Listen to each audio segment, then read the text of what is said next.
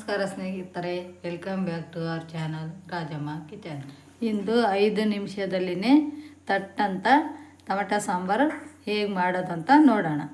ಬೇಕಾಗಿರುವ ಸಾಮಗ್ರಿಗಳು: ಹೆಚ್ಚಿರುವ 4 tomato, MTR sambar powder 2 tablespoon, ಅಚ್ಚ ಖಾರದ ಪುಡಿ 1 ಟೇಬಲ್ ಸ್ಪೂನು, 2 ಟೇಬಲ್ ಸ್ಪೂನ್ ಕಡಲೆ ಪುಡಿ, ಕಡಲೆ ಹಿಟ್ಟು 1 ಸ್ಪೂನು, ಸಾಸಿವೆ ಅರ್ಧ ಸ್ಪೂನು, ಜೀರಿಗೆ 3 ಸ್ಪೂನು, ಎಣ್ಣೆ, ಸ್ವಲ್ಪ ಕೊತ್ತಂಬರಿ ಸೊಪ್ಪು ಮತ್ತು ಕರಿಬೇವು 2 ಎಸಳು, ಅರ್ಧ ಕೊಬ್ಬರಿ, ಅರ್ಧ ಉಪ್ಪು ಕೊಬ್ಬರಿ ಮತ್ತು ಈರುಳ್ಳಿ ಒಗ್ಗರಣೆಗೆ, ಮತ್ತು ರುಚಿಗೆ ತಕ್ಕಷ್ಟು ಉಪ್ಪು.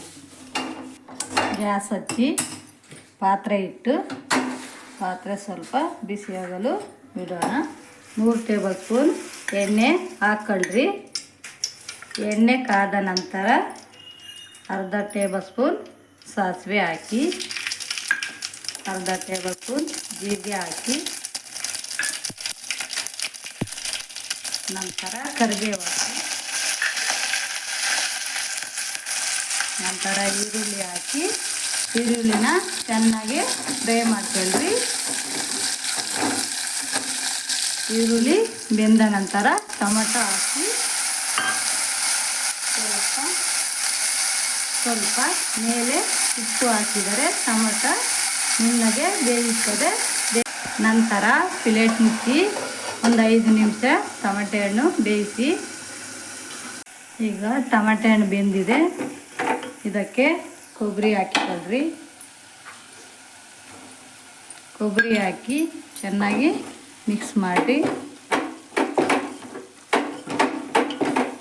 ನಂತರ MTR ಸಾಂಬಾರು ಪೌಡ್ರ್ ಹಾಕಿ,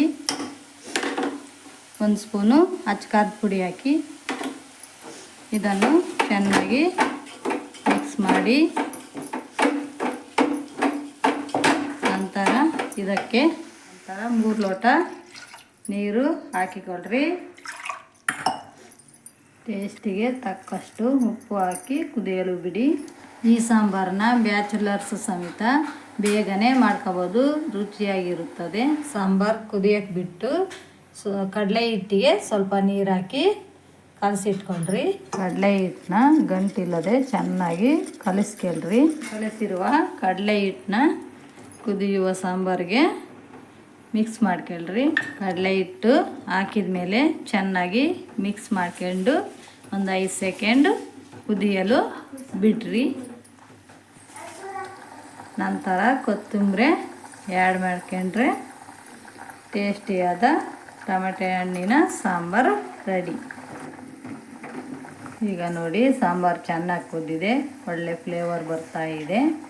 ಅನ್ನದ ಜೊತೆ ತಿಂದರೆ ಭಾಳ ಟೇಸ್ಟಾಗಿರುತ್ತದೆ. ಸಾಂಬಾರಿಗೆ ಕಡಲೆ ಹಿಟ್ಟು ಮಿಕ್ಸ್ ಮಾಡಿದ ಮೇಲೆ ಭಾಳ ಹೊತ್ತು ಕುದಿಸ್ಕೋಬೇಡ್ರಿ, ಗಟ್ಟಿ ಬರುತ್ತದೆ. ಆದ್ದರಿಂದ ಸ್ಟವ್ ಆಫ್ ಮಾಡ್ಕೊಂಡು ಸರ್ವ್ ಮಾಡ್ಕೊಳ್ರಿ. ನೀವು ಈ ರೆಸಿಪಿಯನ್ನು ಮನೆಯಲ್ಲೇ ಟ್ರೈ ಮಾಡಿರಿ, ಭಾರಿ ಚೆನ್ನಾಗಿ ಬರುತ್ತೆ. ಈ ರೆಸಿಪಿ ಇಷ್ಟವಾದಲ್ಲಿ ಕಮೆಂಟ್ ಮಾಡಿ, ಶೇರ್ ಮಾಡಿ, ಲೈಕ್ ಮಾಡಿ, ಸಬ್ಸ್ಕ್ರೈಬ್ ಮಾಡಿ. ಮುಂದಿನ ವಿಡಿಯೋದಲ್ಲಿ ಹೊಸ ರೆಸಿಪಿಯೊಂದಿಗೆ ಸಿಗೋಣ. ನಿಮ್ಮ ರಾಜಮ್ಮ ಕಿಚನ್ಸ್.